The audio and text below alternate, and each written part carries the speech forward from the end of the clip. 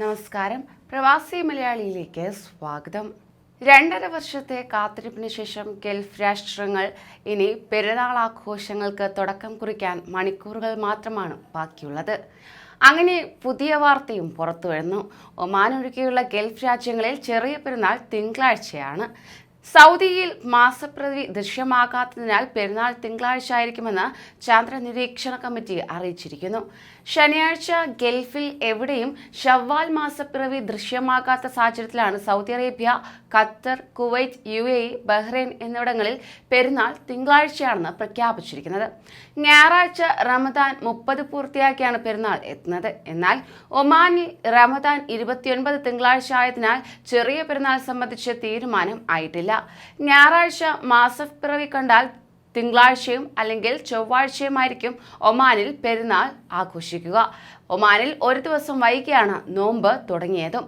അതോടൊപ്പം തന്നെ സൗദി അറേബ്യയിൽ ഷവ്വാൽ മാസപ്പിറവി ദൃശ്യമായിട്ടില്ല. ഇതനുസരിച്ച് ചെറിയ പെരുന്നാൾ തിങ്കളാഴ്ച തന്നെ. തുമൈർ, ഹോത്ത, സുദൈർ, തായിഫ് തുടങ്ങിയ വിവിധ സ്ഥലങ്ങളിൽ മാസപ്പിറവി നിരീക്ഷകർ രംഗത്തുണ്ടായിരുന്നുവെങ്കിലും എവിടെയും മാസപ്പിറവി ദൃശ്യമായില്ല.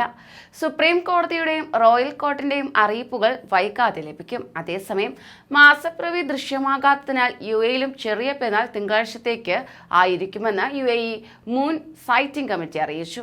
അതോടൊപ്പം തന്നെ റമദാനിലെ അവസാന വെള്ളിയാഴ്ച മക്കയിലും മദീനയിലും എത്തിയത് ലക്ഷക്കണക്കിന് വിശ്വാസികളെന്നാണ് കണക്കുകൾ പുറത്തുവരുന്നത്. പെരുന്നാൾ അവധി ഇന്നലെ മുതലാണ് ആരംഭിച്ചത്. ഇത് മുതലെടുത്താണ് ലക്ഷക്കണക്കിന് വിശ്വാസികൾ മക്കയിലും മദീനയിലും എത്തിയത്. സൗദിയുടെ വിവിധ ഭാഗങ്ങളിൽ ജുമുഅ നമസ്കാരം നടക്കുകയും ചെയ്തു. നിരവധി പേരാണ് ജുമുഅയിൽ പങ്കെടുക്കാൻ വേണ്ടി എത്തിയത്. അവസാന വെള്ളിയാഴ്ച ഉംറ നിർവഹിക്കാൻ വേണ്ടി വിശ്വാസികൾ ഹറമിലേക്ക് ഒഴുകിയെത്തിയിട്ടുണ്ട്.